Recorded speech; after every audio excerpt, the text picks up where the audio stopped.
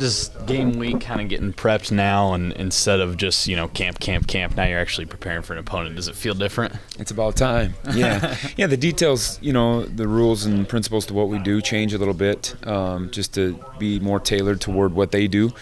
But other than that, the practice tempo hasn't slowed down any. We're still trying to execute. Guys are still trying to learn. We're by no means where we need to be in terms of understanding what we do. But, it's good to gear down and get towards something rather than just grind. Coach Klanderman kind of addressed this yesterday. Want to get your thoughts on it. Coming into this game as the Power 5 playing the FCS school instead of, hey, we're going in to try to upset somebody.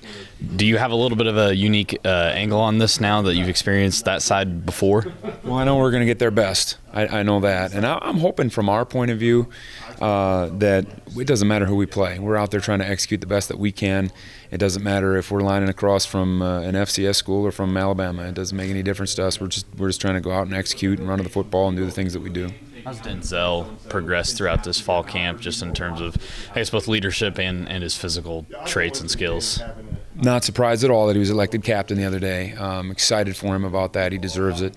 Tremendous leader, tremendous calming presence to what we have going on back there. And, he's grasping what we're doing. It's a huge learning curve for him as it was for everybody else.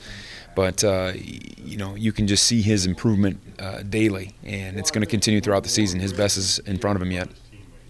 Have you been able to lean on him just because of all that leadership? Oh, sure. But to be honest with you, it's kind of been a shared thing that we've had. It's been him, it's been Wayne Jones, it's been John Durham, it's been, Jerron McPherson. Just talking about my room. Defensively, obviously guys like Trey Deshawn, Wyatt Hubert, Reggie Walker. There's a lot of guys that have kind of shared that mantle for him. How much did you personally know about Nicholls coming to this game? Did you watch them much last season? A couple of years, 2 years ago, ran into him. We didn't play him obviously, but they were in the playoffs playing against a team in our league, South Dakota. I believe they were on our side of the bracket, so we had watched a little bit, knew very little, knew that that they have good athletes and know that they compete. I've seen their scores against, obviously KU last year. I've seen it against Georgia a couple years ago, A&M a couple years before that, and they can go toe-to-toe with anybody in the country. It's clear you guys have kind of know what you're going to deal with the four-year starter quarterback that they have on the other side. Is Dejon Dixon kind of someone you've been putting a lot of focus into as well? Yeah, he's another one that's interesting. And the two of them together work really well. And, they also have a stable of backs that can cause problems for people. It's not just one back. I think they have 3 or 4 guys that they can give the ball to on any down and distance. A couple of slot kids that have played a little bit. Other than the offensive line, their skill kids on offense present some problems and will present problems for everybody they play.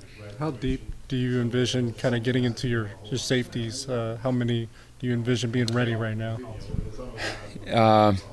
I think you'll see a 3-man rotation there. I think you'll see 2-man rotation at nickel. If we can get deeper than that, we will. I think there are a couple more that are close to ready that we probably could play and not bat an eye with, but those would be the 3 I think that are cut above right now. Has Forcade progressed in your eyes from where he was a year ago?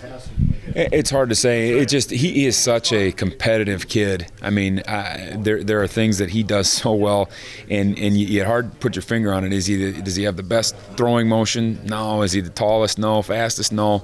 But as far as just being a competitive dude, a guy that will just find a way to get a yard on 4th and a half a yard, he's that guy, and that's what scares you.